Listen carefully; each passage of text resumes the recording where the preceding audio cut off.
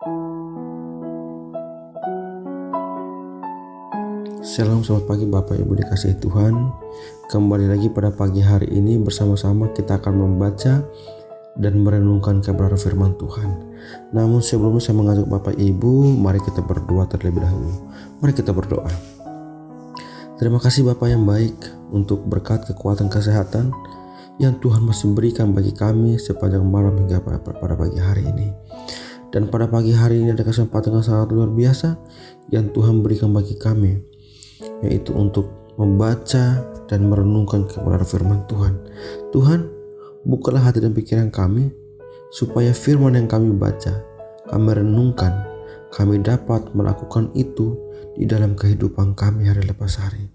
Tuhan, berkatilah kami sambut firman-Mu pada pagi hari ini penuh dengan ucapan syukur. Dalam nama Yesus Tuhan, kami berdoa dan bersyukur. Haleluya. Amin. Baik Bapak Ibu, mari kita buka Alkitab kita dalam 2 Korintus pasal 8 ayat yang kedua. Saya akan membacakannya bagi kita semua. Selagi dicobai dengan berat dalam berbagai penderitaan, sukacita mereka meluap, dan meskipun mereka sangat miskin, namun mereka kaya dalam kemurahan. Tema yang akan kita renungkan bersama pada pagi hari ini yaitu miskin namun kaya.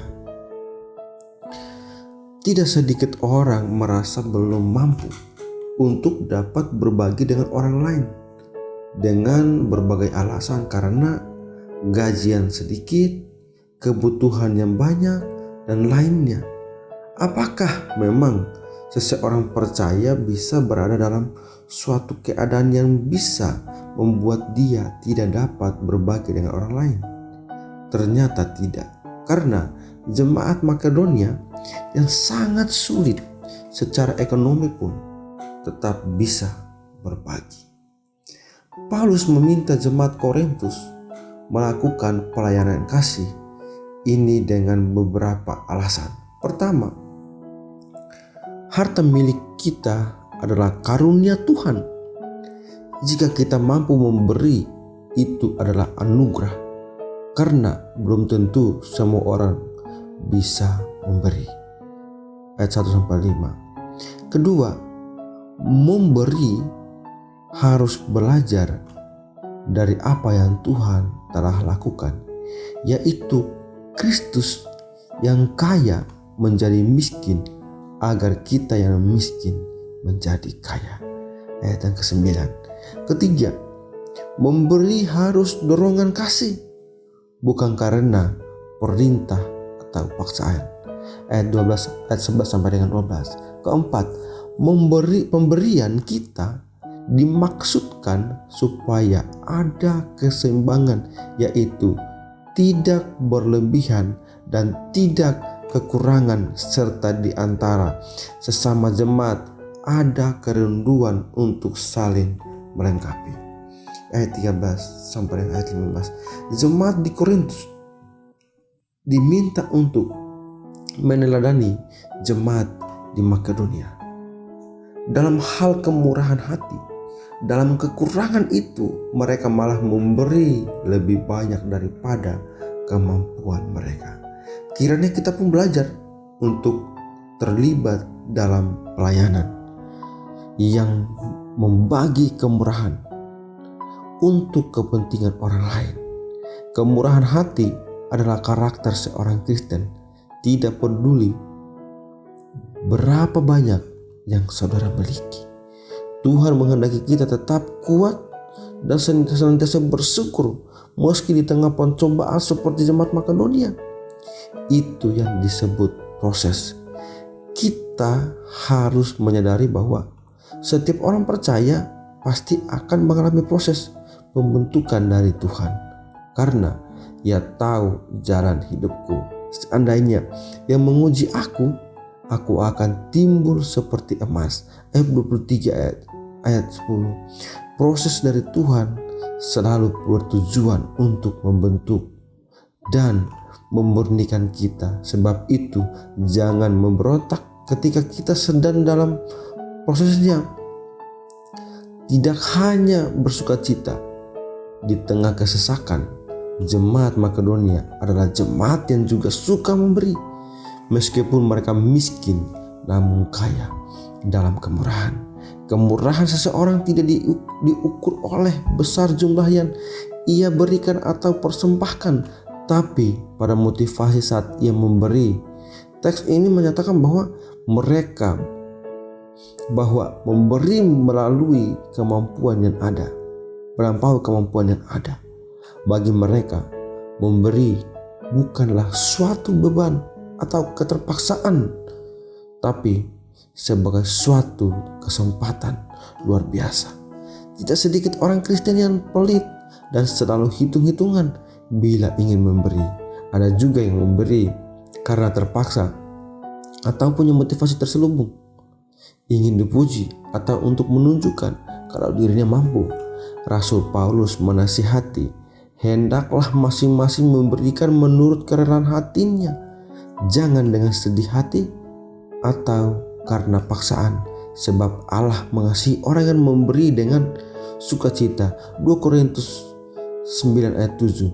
Jika kita memberi, kita harus melakukannya dengan rela hati. Tanpa kerelaan, kita akan cenderung menunda-nunda waktu untuk memberi, dan akhirnya kita mengurungkan niat untuk memberi. Inilah kasih yang sesungguhnya. Tanda seseorang memiliki kasih adalah memberi. Kasih tidak perlu digambar-gambarkan melalui ucapan, tapi harus dibuktikan dengan perbuatan.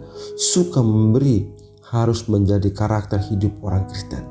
Apapun keadaan kita, marilah kita belajar untuk memberi.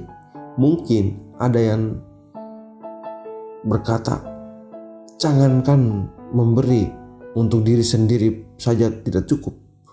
Perhatikan ayat ini. Ada yang menyebar harta tetapi bertambah kaya. Ada yang menghemat secara luar biasa namun selalu berkekurangan. Siapa banyak memberi berkat, diberi kelimpahan. Amsal 11 ayat 24-25a. Paulus menasihati jemaat Korintus untuk menandingi kemurahan hati jemaat Makedonia dalam menolong jemaat di Yerusalem yang menderita dan miskin. Ayat yang kedua, jemaat Makedonia sendiri juga menderita, namun kasih yang ada dalam hati mereka membuat mereka tetap bersukacita dan peduli pada orang lain. Mereka tidak terjebak dalam sikap mengasihani diri sendiri. Mereka tidak hanya memikirkan kepentingan diri sendiri, tetapi memilih berbelas kasih dan menolong orang lain yang membutuhkan. Bahkan mereka memberi melampaui kemampuan, bukan karena mereka kaya, melainkan karena berlimpah dalam kasih. Ayat 3. Kita sering sibuk dengan persoalan dan kesulitan pribadi sampai lupa dan tidak peduli bahwa di luar sana masih banyak yang lebih menderita dan membutuhkan pertolongan. Kiranya kita belajar untuk tidak hanya berfokus pada kesukaran dan penderitaan pribadi, tidak putus asa dan meratapi diri, tetapi tetap bersukacita dan peduli pada orang lain. Marilah jemaat yang dikasihi Tuhan, dengan firman Tuhan pada pagi hari ini mengajarkan bagi kita untuk memperhatikan orang-orang yang ada di sekitar kita. Marilah kita menjadi berkat bagi mereka dengan apa yang sudah Tuhan berikan bagi kita. Apalagi dengan situasi saat ini di bangsa kita, banyak orang yang sedang membutuhkan pekerjaan. Banyak orang yang tidak bisa buka usaha karena pandemi. Marilah kita belajar seperti jemaat Makedonia yang dalam kekurangan mereka masih tetap jadi berkat bagi banyak orang. Bapak Ibu dikasihi Tuhan, firman Tuhan sangat luar biasa mengajarkan bagi kita bahwa dalam situasi kondisi keadaan saat seperti ini, marilah kita menjadi berkat dan marilah kita menjadi terang, Marilah kita menjadi contoh yang baik bagi orang-orang yang ada di sekitar kita, yang membutuhkan pertolongan kita. Marilah kita sebagai orang yang sudah percaya kepada Tuhan, yang sudah taat kepada kebenaran firman Tuhan, marilah kita menjadi berkat bagi banyak orang. Kiranya firman Tuhan pada pagi hari ini memberkati kita, dan firman Tuhan itu juga kita melakukan itu dalam kehidupan kita hari lepas hari. Amin. Mari kita berdoa. Terima kasih Bapa yang baik. Kami bersyukur untuk firman Tuhan pada pagi hari ini yang sangat luar biasa, yang mengajarkan kami supaya semakin hari kami memiliki hati yang sukacita, yaitu ingin memberi, ingin membagi kan apa yang ada pada kami bagi orang lain yang membutuhkannya. Tuhan, tetap berikan kami kekuatan, tetap berikan kami kesehatan, tetap berikan kami semangat, dan apapun yang kami lakukan biarlah semua untuk kemuliaan bagi nama Tuhan. Kami akan melanjutkan semua kegiatan aktivitas kami sepanjang hari ini. Berkati kami, sertai kami, dan apapun yang kami lakukan biarlah semuanya itu hanya untuk kemuliaan bagi nama Tuhan. Dan Tuhan, tetap tutup bungkus kami dengan kuasa darah Tuhan, dan lindungilah kami, dan hidup kami sepenuhnya kami pertaruhkan ke dalam tangan Tuhan. Di dalam nama Yesus Tuhan, kami serahkan hidup kami sepanjang hari ini, aktivitas kami sepanjang hari ini ke dalam tangan Tuhan. Hanya di dalam nama Tuhan kami berdoa dan bersyukur. Haleluya. Amin.